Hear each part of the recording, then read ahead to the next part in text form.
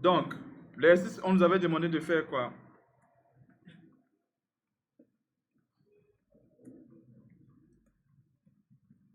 Qu'est-ce qu'on avait demandé de faire pour l'exercice que je vous ai demandé de faire à la maison? Qu'est-ce qui était demandé? Hmm. Une série de N produits. Ok.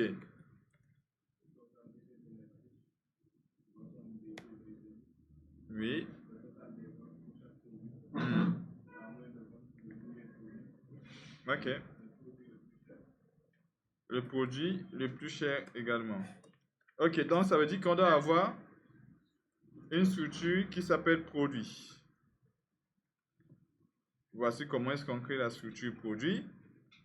Un produit est caractérisé par son libellé. Le libellé, c'est son nom. Donc, on va mettre comme ça. Libellé, 20 par exemple.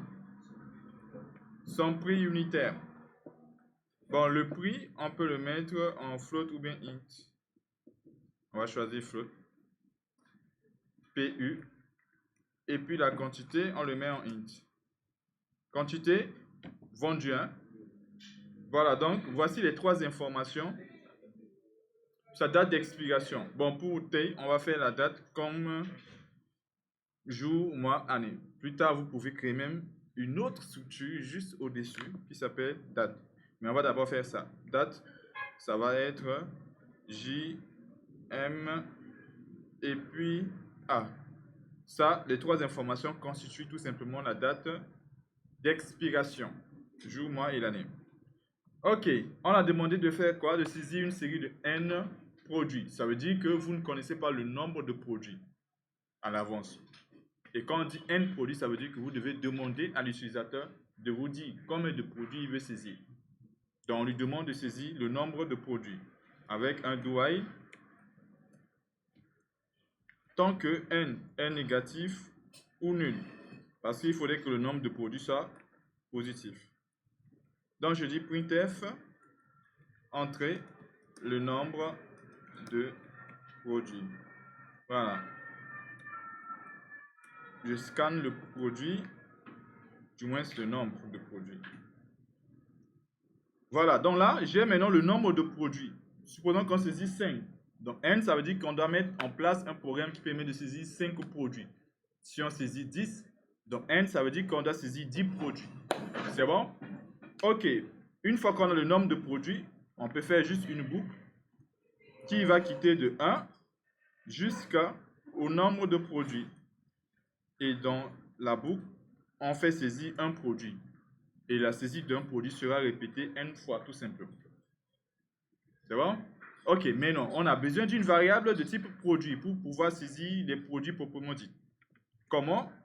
Pour créer la variable produit, je vais mettre produit qui représente maintenant un nouveau type d'information et je donne le nom de la variable que je veux. P, P1, donne le nom que vous voulez. Mais le nom doit respecter tout simplement les règles que nous on avait vues, les règles qui valident le nom d'un produit. Ok, j'ai une variable qui s'appelle P. Le nom d'une variable qui s'appelle P comme ça. Pour pouvoir manipuler, c'est-à-dire saisir un produit, ça revient à saisir les informations du produit.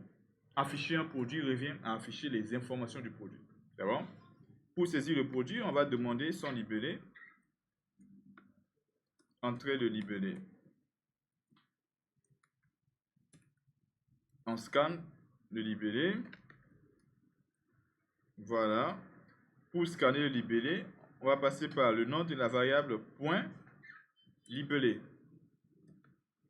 Et ensuite, on fait la même chose. On demande son prix unitaire. Voilà. On scanne le prix unitaire. C'est quoi? Une information de type float. Ça va être un format pourcentage F, virgule, E commercial, P, point, PU. Ensuite, un print, entrée, je vais dire sa quantité vendue. Vendu, ça prend E ou bien ça ne prend pas E? Ça prend, hein? Ok. Donc ici, la quantité, je pense que c'est un int. Et oui, donc c'est pourcentage D, virgule E commercial, P.QTV, quantité vendue. Donc là, je viens de saisir le libellé, le prix et puis la quantité. Ce qui me reste maintenant, c'est la date d'expiration, date de péremption. Donc ici, je vais dire la date de péremption. Ok. Ici, on scanne la date. La date, ça va être pourcentage D, pourcentage D, pourcentage D. Ici, je peux lui préciser que ça doit être J, M et puis A, dans le jour, le mois et l'année, qui correspond à la date d'expiration. Et là, je mets E commercial, point. Je commence par jour parce que j'ai mis ici d'abord J. Oui. Pourcentage S, ça veut dire que tu as créé une chaîne de caractères. On est bien d'accord?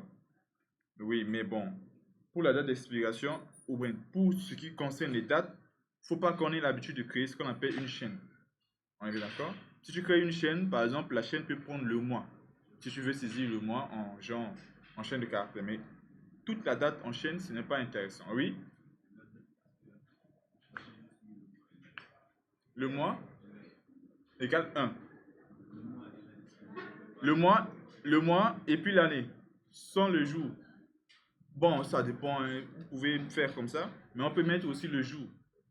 Bon, disons que jour, mois, année, ça forme une date. C'est encore mieux de mettre les trois informations que de mettre les deux. Oui, mais aujourd'hui, je ne vais pas contrôler la saisie, mais vous pouvez contrôler la saisie d'une date à ce que la date soit correcte. On a déjà vu ça. On est bien d'accord? Ok, je suis d'accord avec toi. Et là, pour le mois, et ici, je fais E commercial P.A. Donc, les trois informations forment la date de péremption. Je dézoome. Qu'est-ce que j'ai fait? J'ai d'abord créé la structure. Du moins, j'ai défini le type structure produit. Et ensuite, j'ai créé une variable de type la structure, c'est-à-dire produit. J'ai demandé de donner combien de produits lui, il veut saisir. Il donne ça dans N. Je fais une boucle qui fait les N itérations. Pour chaque itération, je lui demande de fournir un produit. Un produit, c'est quoi? Saisir un produit revient à saisir l'ensemble des informations du produit. Et son libellé, et son prix, et sa quantité, et sa date de péremption. Jusque-là, c'est bon. Hein? Ici, ça m'arrange. C'est bon, hein? Ok, maintenant, première question, on nous demande de calculer le total de vente pour chaque produit. On a la quantité vendue, on a le prix unitaire. Le total de vente pour ben produit, c'est quoi? Pour chaque produit. Ça, c'est la première question, n'est-ce pas? Oui. C'est égal à prix fois quantité, c'est ça, n'est-ce pas? Ok, donc je vais créer la variable ici, total, total indi. Total indi, ça veut dire ça sera le total de chaque vente individuellement pour chaque produit. Ce total nous donne le total de vente pour chaque produit. Mais n'oubliez pas, normalement la question numéro 2 dit quoi? Ok, donc ça veut dire qu'on doit avoir le total de l'ensemble des produits également. C'est bon? Donc ici, j'ai une variable qui sera totale pour chaque produit et je vais mettre tout simplement une variable qui s'appelle total. Total, ça veut dire que lui, il fera la somme de l'ensemble des ventes. Oui. Bon, voyons d'abord. Oui, tu as parfaitement raison parce que nous, on fera une multiplication entre prix et quantité. Et donc, un réel qui se trouve dans un calcul force le résultat à devenir un réel. C'est bon? Ça, vous l'avez déjà appris. Donc, le total, les deux totaux, on va dire tout simplement, les deux totaux vont être tout simplement des flottes. Maintenant, on aura besoin de la moyenne. La moyenne également, ça va être flotte. on explique le rôle de chaque variable. Cette variable, pour chaque produit, ça nous permet de savoir la quantité, du moins la vente pour ce produit. Ça nous permet de savoir la vente pour tous les produits. On est bien d'accord? Et en fonction de cette somme-là, on pourra trouver la moyenne. On est bien d'accord? La moyenne de vente pour tous les produits. Jusque-là, c'est bon? OK. Maintenant, première variable là, et du moins, le total pour l'ensemble, on va l'initialiser à 0. Il est très important parce que lui, c'est la somme de l'ensemble des ventes. Donc, je l'initialise à 0. Maintenant, on va d'abord commencer par le total de ventes pour chaque produit. Si on est en train de faire des choses comme ça, sans utiliser des tableaux, ainsi de suite, pour manipuler l'ensemble des données que vous saisissez dans la boucle, vous manipulez ces ensembles ou bien ces informations dans la boucle. Parce que si vous sortez, vous n'aurez que le dernier élément. Donc, faites le traitement à l'intérieur. Donc, je vais dire total indique est égal P point quantité multiplié.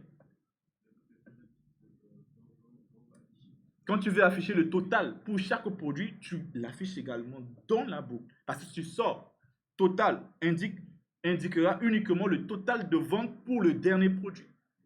C'est bon? OK. Donc ici, je vais mettre P point, voilà, PU. Là, ça veut dire que pour le produit que je viens de donner, je viens de calculer le total de la vente pour ce produit. Si je repasse, ou bien si je passe au deuxième produit, je risque de perdre le total du produit que je viens de saisir. Pour ne pas perdre ce total, je peux faire un print comme ça.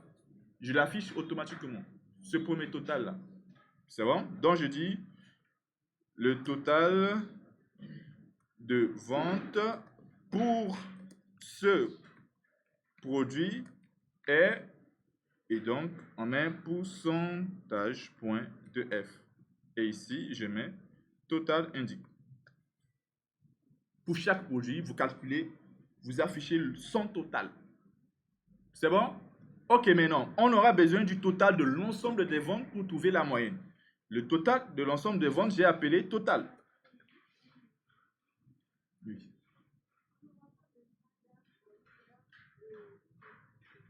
Pour calculer après la moyenne. Le problème, c'est qu'ici, on a le nombre de produits. Nous, on a le nombre de produits. Si on a le nombre de produits, on a le total de toutes les ventes, on peut trouver la moyenne. Si on n'avait pas le nombre de produits dont on fait leur somme, on devait compter tous les produits dont on a calculé les ventes. En sorte que lorsqu'on veut calculer la moyenne, on calcule en fonction du compteur. Mais ici, on connaît combien de produits. C'est-à-dire le N. C'est bon? Perfect. Donc ici, je mets total est égal total. Et donc, si vous voulez faire la somme des choses, vous dites la variable est égale à la variable d'abord plus la chose dont on fait la somme. Ici, on fait la somme de total. On fait la somme des ventes. Total indique représente une vente. On est bien d'accord? OK, donc on fait la somme de toutes les ventes. On l'ajoute dans total. Jusque-là, est-ce que c'est bon? Oui, c'est bon. OK, maintenant, donc, une fois qu'on a fait ça, le total de vente là, à l'extérieur de la boucle, qu'est-ce qu'on peut faire? On peut calculer la moyenne. La moyenne sera calculée à l'extérieur de la boucle. Après avoir effectué la somme de l'ensemble des ventes, après la boucle, on peut maintenant calculer la moyenne. C'est bon? OK, maintenant la moyenne ici, c'est égal à total slash n. Si je mets comme ça, est-ce que c'est correct? Moyenne est égale à total sur n. En sachant que c'est comme ça que j'ai fait mon code. Regardez très bien. J'ai fait le code comme ça. Après, j'ai fait la somme, c'est-à-dire le total des ventes. Et je sors de la boucle, je fais moyenne est égale à total sur n. Est-ce que c'est correct? Sûr? Je ne devais pas mettre un if ici quelque part. De dire quoi? N différent de 0. Pour ce code. Si je ne le mets pas, est-ce que c'est faux? C'est faux, vraiment. Hein? Oui, je sais. Je sais que je vous ai dit ça. Mais principalement, ou du moins concrètement par rapport à ce programme, si je mets ça, je suis remonté là-bas pour que vous compreniez d'abord depuis le début. Pour que vous voyez d'abord l'ensemble de ces choses qui se passent là. Regardez très bien, depuis le début, je crée mes variables, je demande de saisir le nombre de produits. Et ensuite, je rentre dans la boucle qui permet de saisir les produits. Ensuite, je fais la somme des ventes. Et ensuite, je dis moi total sur n. C'est correct. Je ne dois pas mettre if. Pourquoi? Pour saisir quoi? Rayman, c'est très important de comprendre ces choses-là. On est bien d'accord? Moi, j'avais déjà forcé à ce que le dénominateur ne peut pas être 0. Le nombre n. Je l'avais déjà forcé. En haut. Il ne peut pas saisir un n ni négatif, ni est égal à 0. Donc ça veut dire que, naturellement, dans la suite des choses, si j'utilise n, n n'est pas 0. Pas besoin de vérifier si n est différent de 0. Est-ce que vous comprenez cela? Donc c'est très important. C'est des choses vraiment simples. Mais si je n'avais pas contrôlé la saisie de n, je serais obligé de faire if n différent de 0. C'est bon? Parfait. Ok, donc ça nous permet de pouvoir calculer la moyenne. Ensuite, je peux faire printf. Voilà. La moyenne de vente donne pourcentage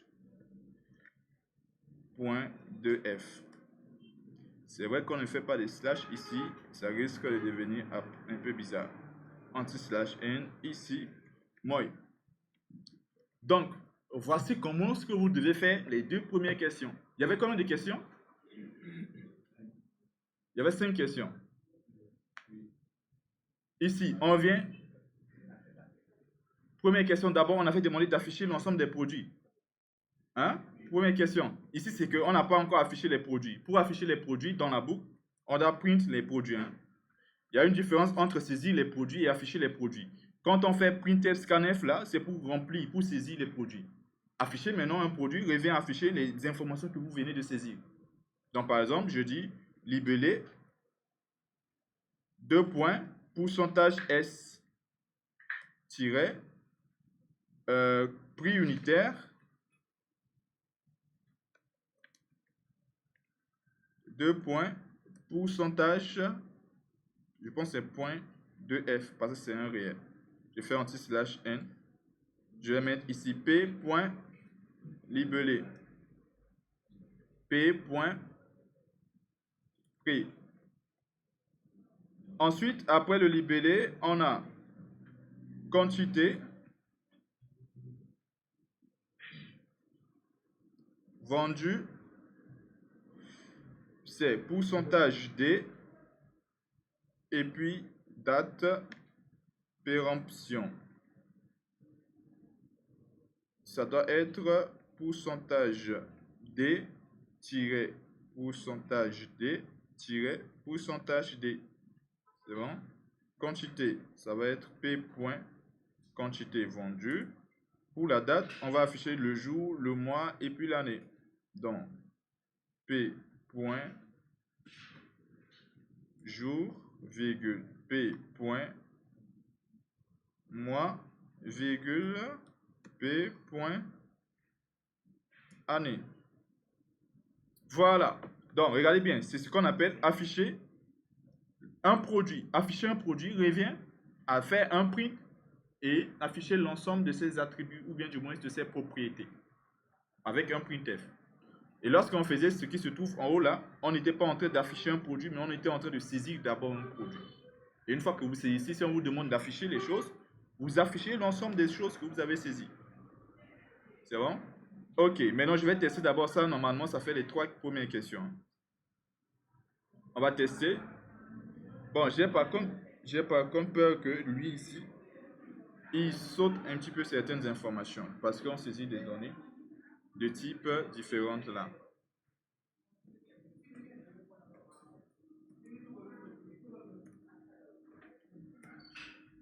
Entre le libellé du produit, je mets un seul nombre, ouais, c'est vrai. Je vais mettre 3. Le libellé, je vais mettre tiep. Le prix unitaire, chez nous, dans notre quartier, les tiep sont à 300. Hein?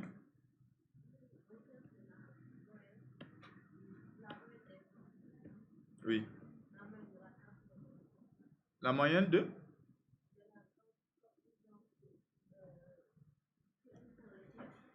La moyenne de vente, c'est la question normalement qui a été posée, n'est-ce pas? La moyenne de vente, c'est le total de ventes sur le nombre de ventes, non? Mais c'est ce qu'on a fait. Pour chaque produit, on a d'abord calculé la vente pour ben produit. C'est ça la vente. Une vente, c'est quantité vendue multipliée par prix unité. D'accord? C'est ce que j'ai fait ici. J'ai dit, pour ben produit, on calcule d'abord la vente d'un produit. C'est ça qu'on appelle le total. On est bien d'accord? Maintenant, une fois qu'on a la vente d'un produit, ici, on a la somme des ventes. Parce que c'est la vente d'un produit que j'ajoute à la somme. Ça me fera la somme des ventes des produits. Tu es d'accord? Donc, total me donne la somme des ventes. Et lorsque j'ai la somme des ventes, je divise par le nombre de ventes, ça me donne la moyenne des ventes. Parfait. Des comptables. Ok, maintenant ici, prix unitaire, 300, quantité vendue. Bon, ceux qui ont l'habitude de manger beaucoup aussi, là, on va dire 3.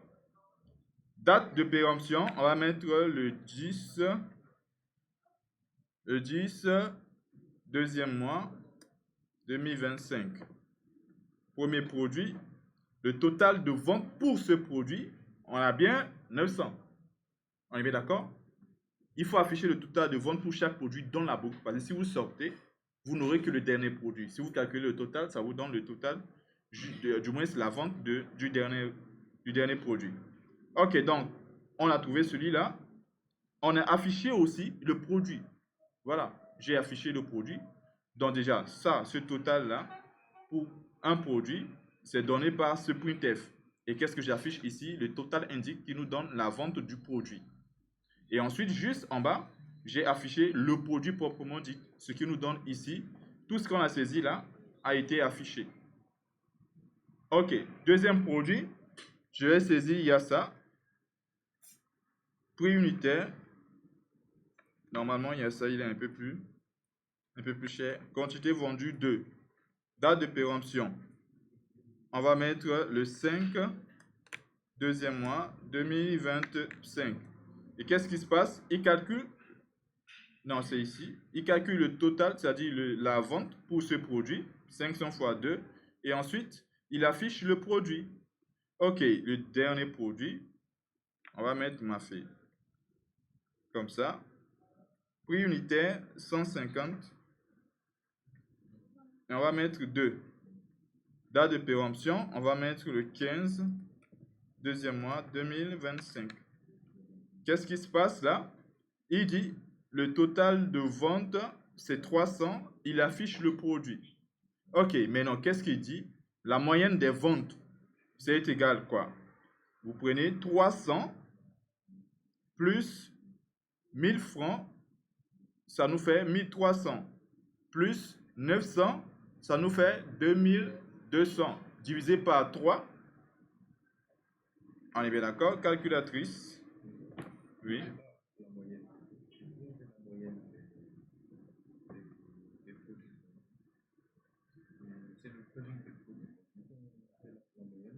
La question c'est quoi? La moyenne de vente. Il y a une différence entre moyenne de vente et puis la moyenne des prix. On est bien d'accord? Des ventes. Non, ici c'est la moyenne des ventes. Regarde très bien ce que j'ai fait. Une vente c'est ça, regarde très bien. Une vente c'est la quantité vendue multipliée par le prix unitaire. Est-ce que tu es d'accord d'abord? C'est ça qu'on appelle vente, non?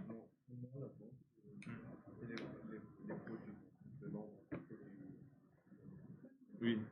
Non, mais le nombre de produits, c'est-à-dire la quantité vendue ne représente pas la vente. On est bien d'accord? La vente, c'est le prix multiplié par la quantité. C'est ça qui donne la vente. On est bien d'accord? Oui? C'est ça que...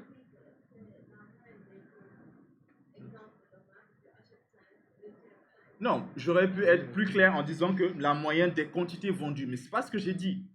Je n'ai pas dit la moyenne des quantités vendues. J'ai dit la moyenne des ventes. Regardez bien, dans cette phrase que j'ai dit, si je dis moyenne de vente et que je dis moyenne des quantités vendues, il y a deux choses différentes, non? On est bien d'accord? Je n'ai pas dit la moyenne des quantités vendues. J'ai dit moyenne de vente. Et c'est quoi une vente? Une vente, c'est en fonction du prix et de la quantité. C'est bon? Parfait. Maintenant, donc ici, on a 2000, combien tout à l'heure? 2200 divisé par, donc je fais 2200 divisé par 3. Exactement. Donc, on a bien la moyenne des ventes. Donc, jusque-là, vous avez compris? C'est peut-être tout simplement l'intitulé ou bien les choses que j'ai demandé que vous n'avez pas bien compris, mais c'est comme ça qu'on calcule la moyenne des ventes. Il faut faire la somme des ventes tout d'abord. Ok, c'est bon. Qu'est-ce qu'il reste à faire encore dans l'exercice là? Le produit le plus cher, c'est-à-dire qu'on vous demande de chercher le max. Et quand on dit le produit le plus cher, ça veut dire quoi? Vous allez chercher ça en vous basant sur quoi? Sur le prix unitaire, on est bien d'accord. On se base sur le prix unitaire, mais suivez très bien. On a dit le produit le plus cher. On n'a pas dit le prix du produit le plus cher. On n'a pas dit de chercher la quantité vendue pour le produit le plus cher. On n'a pas non plus dit chercher le libellé du produit le plus cher. On a dit le produit le plus cher. Ça veut dire que le produit est constitué de ces 3 informations. Du moins 4, parce qu'il y a la date de péremption. Vous comprenez ce que je suis en train de dire? Chercher le produit le plus cher, c'est chercher le produit avec toutes ces informations. On est bien d'accord? Donc, ça veut dire que ici, regardez bien ici, on a la possibilité de faire à peu près la même chose qu'on faisait avec les variables de type int là pour chercher le max. Le produit le plus cher ne va pas être une information de type float ni int, ainsi de suite. Ça va être de type produit. Le max, ça doit être de type produit. On est bien d'accord? Parce qu'on veut le produit le plus cher. Et donc, on a besoin de un produit qui représente le produit le plus cher. En sorte que si je prends max, c'est le produit, je peux accéder à son libellé, son prix, sa quantité et sa date de péremption. Vous êtes d'accord jusque-là, hein, c'est bon? Ok, maintenant, comme d'habitude, pour chercher le max d'une série de valeurs, avant d'avoir la série de valeurs, vous aurez toujours la première valeur. Et ensuite la deuxième, ainsi de suite, ainsi de suite. Donc, lorsqu'on rentre dans la boucle, quand est-ce qu'on saura que le produit qu'on vient de saisir, c'est le premier produit? Lorsqu'on rentre dans cette boucle-là et qu'on commence à saisir les produits. Quand est-ce qu'on saura que ce que je viens de saisir là, c'est le premier produit? Quand est-ce que je vais savoir? Parce que là, si je rentre dans cette boucle, je vais saisir des produits, n'est-ce pas? Mais je vais commencer d'abord par saisir le premier produit et après le deuxième, ainsi de suite. Mais comment je peux savoir si c'est le premier produit? La mine est là. Le problème, c'est que max, il est de type produit. Et donc, max ne peut pas recevoir une information de type int. Si max était un int, je pouvais initialiser max à 0. Mais là, j'ai dit max, moi, produit. Tu vois? Donc, ici, ma question, c'est encore, je répète ma question. Je rentre dans la boucle, je saisis les produits. À quel moment je peux savoir si le produit que j'ai saisi, c'est le premier produit? Quoi? Qu'est-ce qui est 1? 8. 8. Lorsque i est égal à 1, on est bien d'accord. Lorsqu'on rentre dans la boucle, le premier paramètre là, c'est la première information de l'indice de parcours. Vous êtes d'accord avec moi? Le premier paramètre de cette boucle for là, lorsqu'on rentre, il vaut cette valeur. Donc ça veut dire que tout ce qu'on fait ici, lorsque i est égal à 1, ça veut dire que c'est la première fois qu'on vient de rentrer. Ce qui veut dire que c'est la première fois qu'on saisit un produit. On est bien d'accord? Et à cet instant-là, tous les autres produits n'existent pas. C'est lui qui existe à cet instant-là. Donc, on va supposer que c'est lui le maximum. Maintenant, si on saisit un autre produit, ça veut dire qu'il n'est plus un, ça veut dire qu'on a saisi au moins 2 produits ou bien plus. Là, maintenant, il est nécessaire de comparer les produits, mais sur leur prix, puisque je vous ai dit, on ne compare pas 2 objets directement. On les compare sur leurs propriétés ou bien leurs attributs. On est bien d'accord? Mais regardez bien qu'est-ce qui va se passer. Je dis ici, une fois que je saisis le produit, je vérifie, est-ce que i est égal à 1? Si i est égal à 1, ça veut dire que tout ce que je viens de faire là, c'est la première fois que je fais ces choses. Ou du moins, le produit que je viens de saisir, c'est le premier produit tout simplement que je saisis. Thérésia, on est d'accord, n'est-ce pas? Mais non, il est très bien possible, regardez bien et comprenez bien ce que je fais là, il est très possible et bien possible de faire comme ça, max est égal à P. Quand vous avez deux informations de même type, vous pouvez faire une affectation. Une structure peut recevoir une variable de type structure. Vas-y.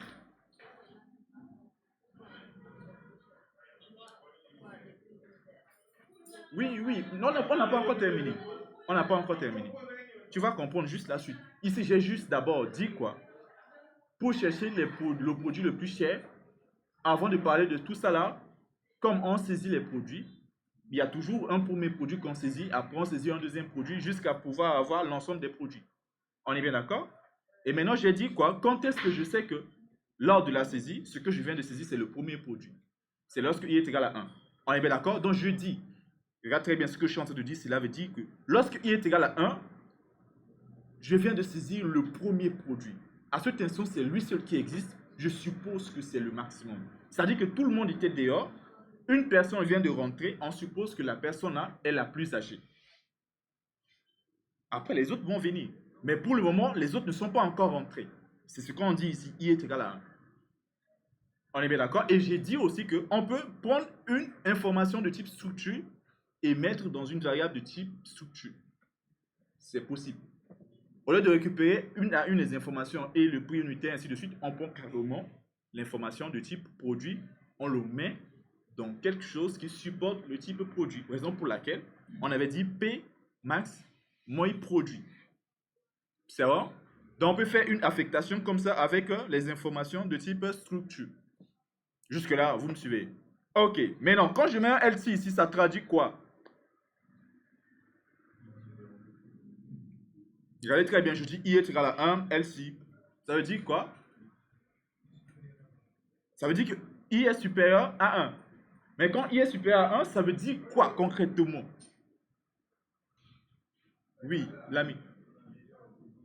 Ça veut dire qu'on avait déjà un produit et qu'on a un autre produit. Ça peut être le deuxième produit ou bien un énième produit, ainsi de suite. Mais ça veut dire qu'on n'a pas seulement un seul produit. C'est ce qu'il faut comprendre. On est bien d'accord? I est égal à 1, ça veut dire qu'on a un seul produit qu'on vient de saisir. Sinon, ça veut dire que I n'est plus égal à 1, ça veut dire qu'on a au moins deux produits ou bien plusieurs produits. Dans ce cas, il est de notre intérêt maintenant de vérifier et de savoir exactement quel produit est le produit le plus cher. Parce qu'on n'a plus seulement un seul produit. On est bien d'accord? Et là, maintenant, on va comparer. Donc, c'est-à-dire que Astro était là, on a supposé qu'elle était la personne la plus âgée parce qu'elle était la seule personne. Et Thérésia vient de rentrer. Maintenant, lorsque Thérésia vient de rentrer, nous, on doit être en mesure, c'est ça le LC, parce qu'il n'y a plus une seule personne. On est bien d'accord? Lorsque Thérésia vient, on va maintenant chercher, maintenant savoir qui est plus âgé. En faisant quoi? Une comparaison. Mais sur quoi? Pour savoir si Thérésia reste la personne la plus âgée, on va dire, en faisant une comparaison sur leur âge. On est bien d'accord? Ici, on veut chercher un produit le plus cher. Lorsque c'était le seul produit, on a supposé que c'est le plus cher. LC, ça veut dire qu'on vient d'avoir un autre produit. Dans ce cas, il faut vérifier sur quelque chose pour savoir quel produit est le plus cher. Donc, on va dire LC if. Oui, on va dire LC if. Et là, maintenant, on fait le test sur le prix. Oui, mais c'est la même chose. Quand tu mets LC et tu rentres à l'intérieur, tu mets if, tu pouvais aussi, au lieu de mettre LC à l'intérieur, et du moins c'est if à l'intérieur, remettre le if au même niveau de LC. Tu vois, de toutes les manières, on va venir dans le LC là, que si le if là n'est pas vérifié. Tu es d'accord, n'est-ce pas? Voilà, donc si le if n'est pas vérifié, on part dans le LC. Ok, maintenant dans LC if, quand est-ce que, parce que là, on revient encore là, on avait Asu qui est là, la seule, Thérésia vient de rentrer. On avait supposé que Asu était la plus âgée et que Thérésia vient de rentrer. Quand est-ce que Thérésia peut devenir la personne la plus âgée? On est bien d'accord? Donc, lorsque vous saisissez un produit et que le prix du nouveau produit est plus grand que le supposé être le plus cher, notre maximum, alors on change de maximum. On est bien d'accord? C'est-à-dire que si max point prix unitaire est plus petit que le prix unitaire du nouveau produit, parce qu'à chaque nouveau produit, ou bien chaque nouveau produit se trouve dans P. Chaque nouveau produit se trouve dans P. Donc si max.PU, celui qu'on avait supposé être le maximum. Son prix unitaire est plus petit que le prix unitaire du nouveau produit. Alors, voilà, max moins P. C'est aussi simple que cela. Parce que si le nouveau produit ou bien la nouvelle personne qui vient de rentrer, son âge n'est pas supérieur à l'âge de Astou, on ne change pas Astou parce que Astou va rester la personne la plus âgée. On est bien d'accord? Donc nous, on va chercher maintenant à savoir quand est-ce que on va chercher ou bien prendre la nouvelle information comme le maximum. Si la nouvelle information qui vient est plus petit, on ne change pas. Si la nouvelle information qui vient est plus grand que ce qu'on avait, alors on change ce qu'on avait par la nouvelle information. Donc je dis ça, si la nouvelle information, parce que chaque nouvelle information est saisie dans P, si son prix unitaire est plus grand que le prix unitaire de supposé max, alors ça veut dire que c'est lui, le P là, qui est le plus grand. Donc, max est égal à P, vient à faire quoi, ou bien revient à dire quoi, que le produit là vient venir, ou va venir supprimer le produit qui était là, ou du moins le remplacer dans max. On est bien d'accord? Jusque-là, c'est bon? Vous me suivez? Ok, maintenant, donc, c'est uniquement ces lignes-là qu'on devait faire. On suppose que, comme ce n'est pas un int, donc, la première valeur qu'on donne à max, c'est le premier produit. On est bien d'accord? Obligé. Il faut prendre quelque chose parmi les produits pour mettre dans max. Donc, quelque chose, lorsque i est égal à 1, c'est le premier produit, on suppose que c'est le plus cher. Sinon, on vérifie si le nouveau produit, son prix est plus grand que le prix du max. Alors, on change. Et après, on va copier juste la ligne là qui permet d'afficher un produit. Lorsqu'on sort de la boucle, il faut sortir de la boucle pour pouvoir afficher le produit le plus cher. Je colle ici et ici. Au lieu de P, point libellé, ça va être max. Point libellé, max, point préunitaire, max, point quantité vendue, max, point jour, max, point M. Max représente un produit. Je vous l'ai dit, max c'est le produit le plus cher. Donc ça veut dire que max a ce qu'on appelle un libellé. Max a ce qu'on appelle un prix unitaire. Max a ce qu'on appelle une quantité. Et max aussi a ce qu'on appelle une date de péremption. Le produit. C'est-à-dire lui avec toutes ces informations. Raison pour laquelle on avait créé max comme un produit. Bien. J'ai dit la variable max est de type produit. Et c'est ça même qui m'a permis de dire que max est égal à P parce qu'ils sont de même type. P est produit, max est produit. Donc je peux dire max est égal à P. On est bien d'accord? Mais ce qui veut dire quoi? Afficher le produit le plus cher revient à afficher le max. Mais max, c'est une structure. Afficher une structure, c'est afficher les informations de la structure. C'est bon? Afficher une structure, c'est afficher les informations, c'est-à-dire les propriétés du produit le plus cher. C'est ça qu'on dit, afficher le produit le plus cher. Quand vous faites printf et que vous mettez max, max il est de type quoi? Est-ce qu'il est de type int pour mettre pourcentage %d? Non. Est-ce qu'il est de type float pour mettre pourcentage %f? Non. Il est de type produit. Et vous ne connaissez pas le format pour un produit. Est-ce qu'on a déjà vu le format pour une structure? Non. Donc afficher un produit, quelque chose ou bien une structure revient tout simplement à afficher l'ensemble de ces informations. Le produit le plus cher est constitué de son nom, son prix, sa quantité, sa date. Donc ici, je vais dire libellé produit plus cher. Je vais mettre libellé cher. J'ai juste copié un produit là-bas. Comment est-ce qu'on affiche un produit? J'ai mis ici et puis j'adapte tout simplement. Je vais mettre ici produit cher. Tout ce qui est là, c'est cher. Pour dire quoi? Ce sont les informations du produit le plus cher. Mais le produit le plus cher, il se trouve dans max. Non, non, j'ai copié pour coller ici en bas. Oui, là, c'était avec P dans la boucle. Mais lorsqu'on sort de la boucle, afficher le produit le plus cher revient à afficher max. C'est bon? C'est bon.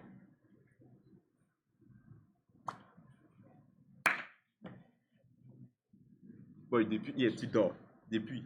C'est pas seulement aujourd'hui. Depuis hier, je te vois, tu dors. C'est quoi le souci?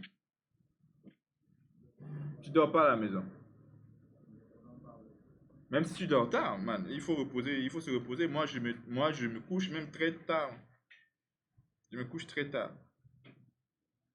Il faut s'y habituer tout simplement. Ok, maintenant on va vérifier. On va saisir les mêmes produits de tout à l'heure. Par contre, j'ai oublié les prix. Le nombre, ça devait être 3.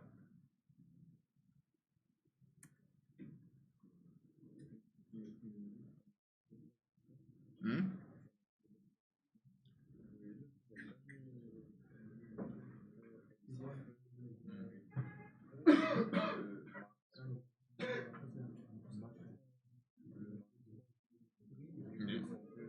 C'est ça en fait. Le problème, c'est que si le prix du maximum est plus grand que le prix du nouveau produit, mais est-ce que tu as besoin de dire, genre, non, non, non, écoute-moi, écoute-moi. Donc, à souhaiter la personne ici la plus âgée, Thérésia vient de rentrer. On est bien d'accord? Astou, c'est lui qui est dans Max. On est bien d'accord? Exactement, puisque c'est lui qui est le maximum. Si son âge dépasse déjà, pas besoin de changer. Si la nouvelle information qui vient est plus grande, c'est là qu'on change. C'est bon? Parfait. Oui? Oui, je peux vous envoyer ça vers la fin. Ok, trois produits. On va commencer par le TIEP, prix unitaire. Le premier, je pense, c'était 900, non? Attention, c'était 300. Et c'était fois 3 qui donne 900. Jour, c'est pas grave, je pense que je me rappelle de 10, deuxième mois 2025. Ok, on avait bien 900 ici. Le deuxième, ça devait être Yassa. Le prix du Yassa, c'est 500, hein? 500. Et c'est fois 2 qui donnait 1000 francs. Ok, ici c'était le 5, deuxième mois 2025. Ok, oui, ça fait 900, ça fait 1000. Ok, d'accord. Et le troisième, ça devait être Mafé. Mafé, on doit faire en sorte que ça nous donne 2200, hein. Ici, on avait 2200. Ici, ça fait 900, 1900. Donc, il manque combien pour 2200? 300, hein. Ok, donc je vais mettre 150 fois 2 par exemple. Et là, je vais mettre le 15, deuxième mois, 2025. Voilà, ça nous donne bien 300. Et donc ici, donc j'avais d'abord mis combien? Ici, prix unitaire 300, ici, prix unitaire 500 et ici, prix unitaire 150. Donc normalement, ça doit être le produit là. Normalement, ça doit être le produit là le plus cher. Voyons voir. Ici, livret le plus cher, on a très bien les informations qui sont là. On a bien, il y a ça, prix unitaire 500, quantité vendue 2, qui forment le produit le plus cher. Donc, ce qu'il faut comprendre, c'est quoi? Lorsque je vous demande de chercher le prix du produit le plus cher, le max, ça doit être un hit. Mais si je vous demande de chercher le produit le plus cher, la personne la plus âgée, l'étudiant qui a la plus grosse moyenne, c'est l'objet que vous devez chercher, la structure, l'information, avec l'ensemble de ses attributs. Raison pour laquelle je crée la variable max ici comme produit. Et donc, c'est plus simple. Quand je trouve, je dis juste max est égal E ou bien max est égal P, ainsi de suite. Après, je prends juste la variable point pour accéder aux attributs. Est-ce que c'est bon? Parfait. Des questions?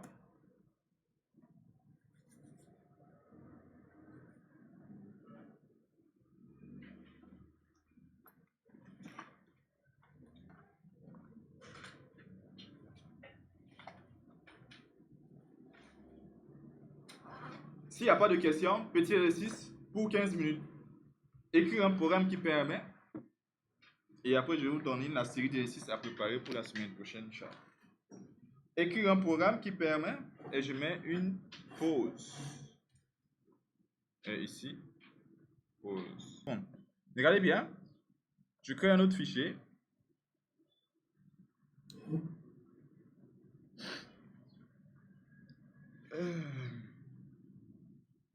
Je vais mettre encore cas pratique 2. Structure.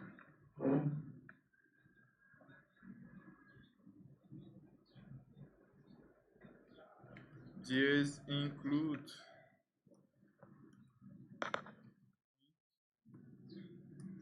main.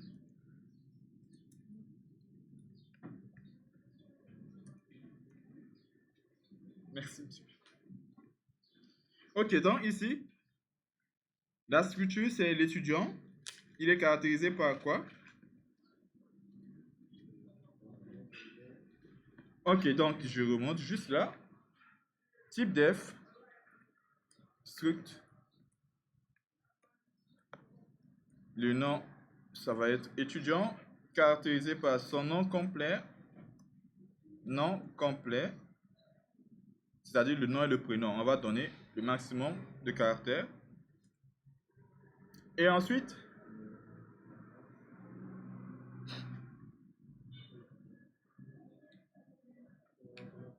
bon, je vais mettre juste 20, c'est pas grave. Il y a le matricule.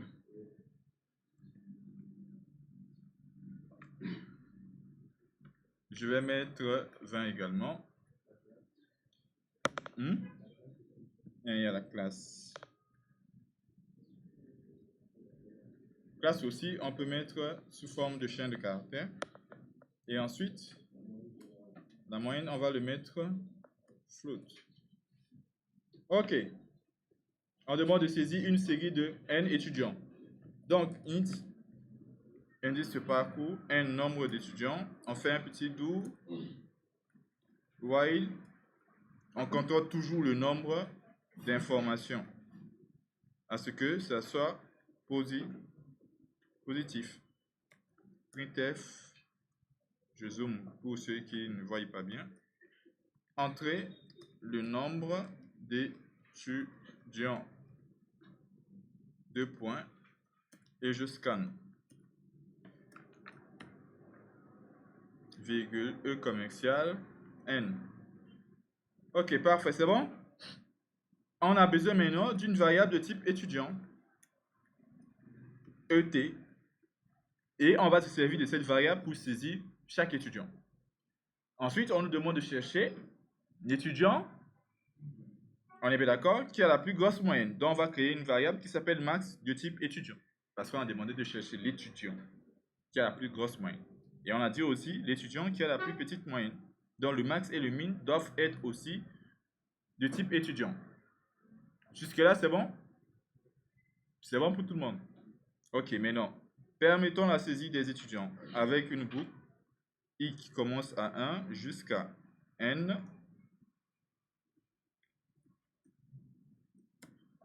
On va faire un print, entrer le nom complet. Et là, après le nom complet, il y a quoi? Il y a entrer sa classe, entrer son matricule, et puis entrer sa moyenne. Ok. Le nom complet, on fait scanf pourcentage S, ici virgule E commercial, ET point nom complet. Oui, c'est vrai. Pourcentage S. Il fait la même chose pour la classe. Ça va être ET point classe. Même chose pour matricule. Ça va être ET point matricule.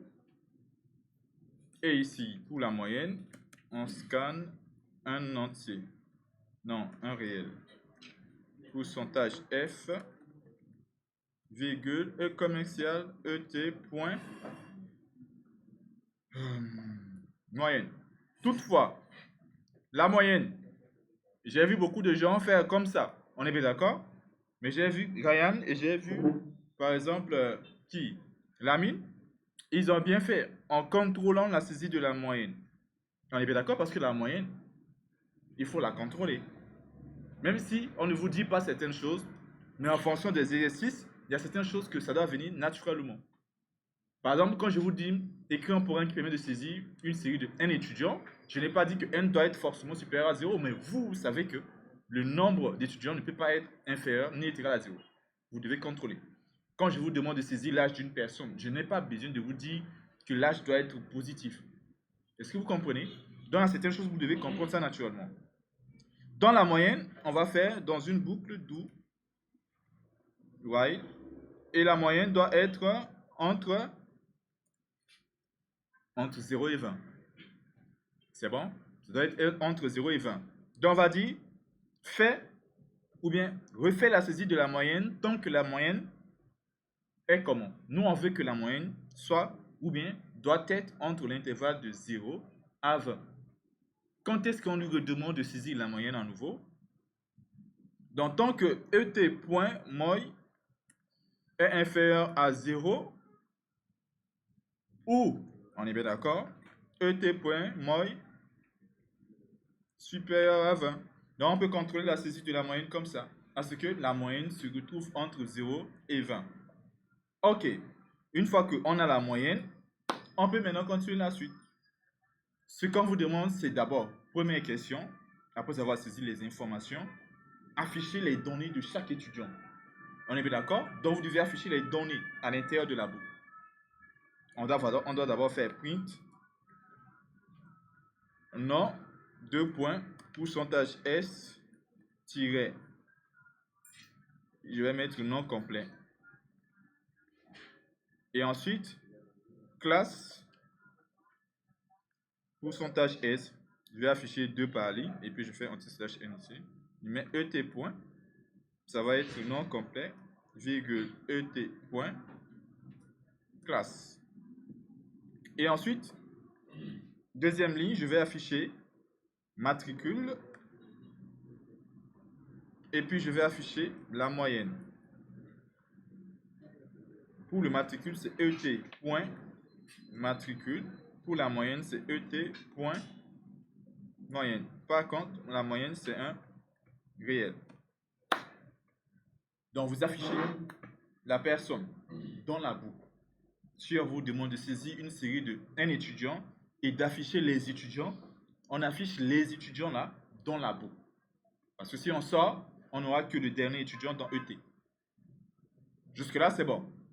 Ok, maintenant, il faut chercher l'étudiant qui a la plus grosse moyenne. Donc ici, je peux le faire même juste là, ou bien je peux le mettre même après le printf là, mais je reste dans la boucle. If i est égal à 1, cela équivaut à dire que c'est le premier étudiant. C'est le seul étudiant qui existe à cet instant-là. On suppose que max est égal à ET et on va supposer que le min aussi est égal à ET. Parce que c'est le seul. Si on nous demande c'est qui le minimum, comme c'est la seule information, il est en même temps le minimum, ou du moins elle est en même temps le maximum et le minimum. Maintenant, sinon, comme on a dit, on va d'abord vérifier quand est-ce que la nouvelle information devient le maximum si notre soi-disant max, on compare sur la moyenne. La moyenne du maximum qu'on avait, si c'est inférieur à la moyenne de nouveau ou bien du nouveau étudiant. Si le nouveau étudiant qu'on vient de saisir, donc ET, sa moyenne est plus grande que la moyenne de max, qu'est-ce qu'on dit? Max est égal à ET. Jusque-là, c'est la même chose qu'on a fait tout à l'heure. On est bien d'accord? Quand il est égal à 1, c'est la seule information. Je suppose que en même temps, c'est le minimum, en même temps, c'est le maximum. Sinon, ça veut dire qu'on a au moins deux informations. Je compare mon max. Si la moyenne de l'étudiant max est plus petite que la moyenne de l'étudiant en cours, alors je change l'étudiant max par l'étudiant en cours. On est bien d'accord? Quand est-ce que je dois changer le minimum? Si la moyenne du nouveau étudiant est plus petit que l'ancien minimum. On est bien d'accord? On vient de trouver quelque chose de beaucoup plus petit que le minimum. On change le minimum. On vient de trouver quelque chose de beaucoup plus grand que le maximum. On change le maximum. Suivez bien. Là, ça veut dire que on vient de trouver quelque chose de beaucoup plus grand que le maximum. C'est là qu'on change le maximum. Pour le minimum, c'est lorsqu'on trouve quelque chose de beaucoup plus petit que le minimum, c'est là qu'on change le minimum. Donc je dis else if max non min point moi supérieur à ET point moi. Ça veut dire que la moyenne de ET, le nouveau étudiant, est plus petit que la moyenne du minimum.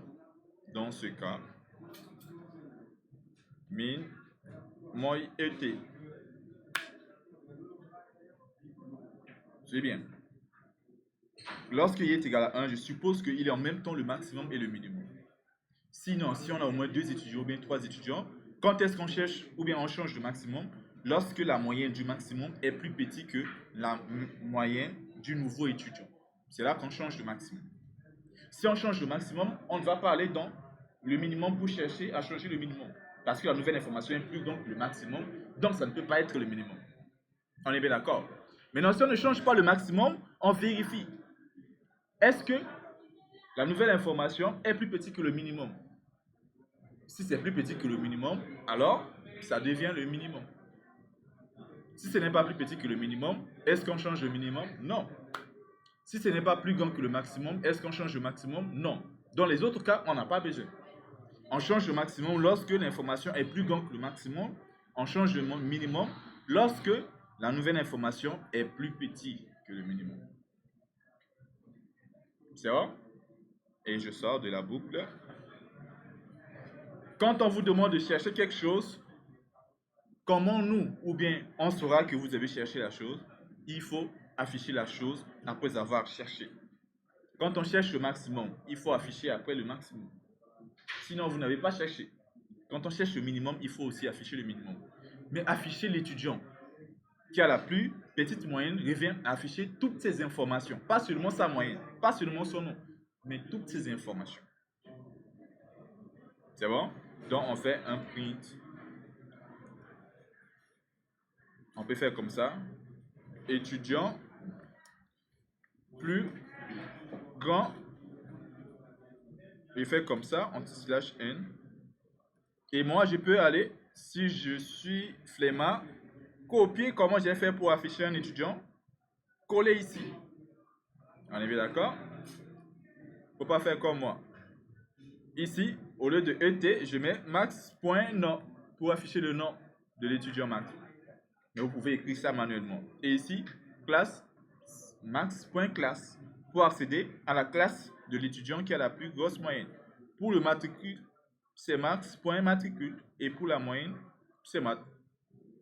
C'est juste max.quelque chose pour accéder à une information de l'étudiant le plus grand.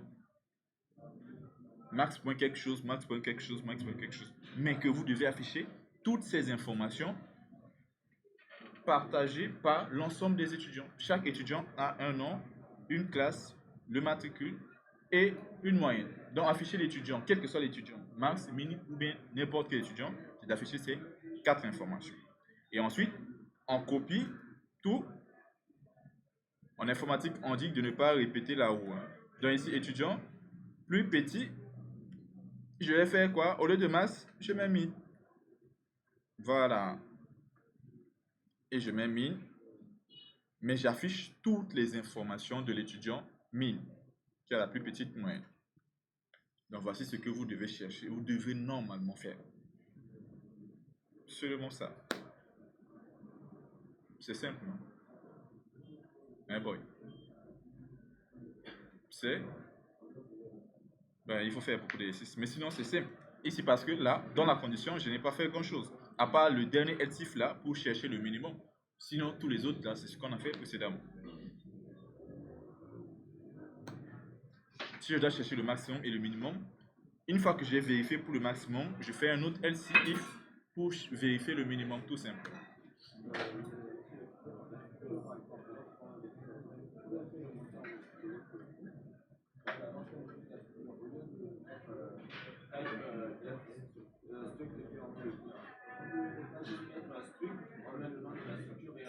Oui, mais le problème, c'est que quand tu vas créer la variable ici, il faut utiliser le mot-clé struct encore. Et moi, je n'aime pas ça. Jean, tu as fait quoi d'abord? Attends. Tu as mis du moins ici, struct, et tu mets quoi? Le nom de la structure, hein? Oui.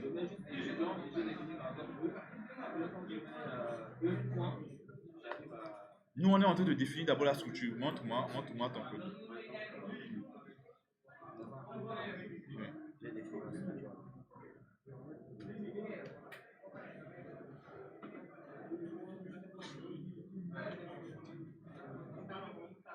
Ouais, ouais, ça va, ça marche.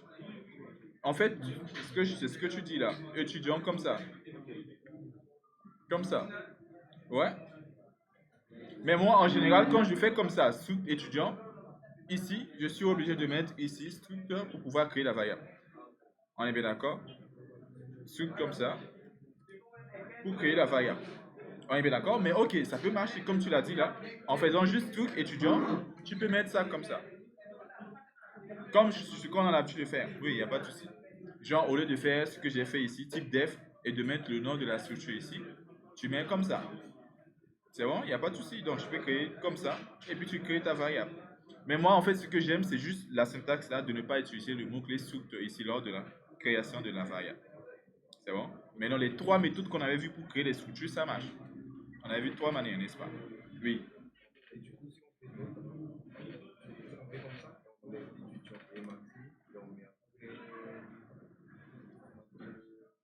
Si on enlève ici,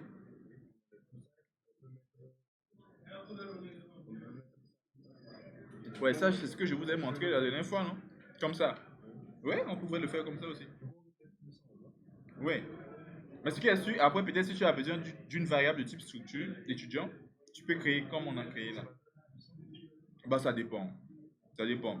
Prenez juste ce que vous maîtrisez mieux. C'est bon? C'est pourquoi je vous ai montré les trois manières de faire les choses. Les trois manières que je vous ai montrées hier, vous pouvez les faire pour créer votre structure. Mais par contre, personnellement, la syntaxe que j'adore, CTRL Z, c'est là. La syntaxe que j'aime bien, c'est la syntaxe là. Voilà. Et en général, vous allez me voir utiliser que cette syntaxe-là. C'est bon? Sinon, tous les trois syntaxes marchent. C'est ce que je vous disais. Oui.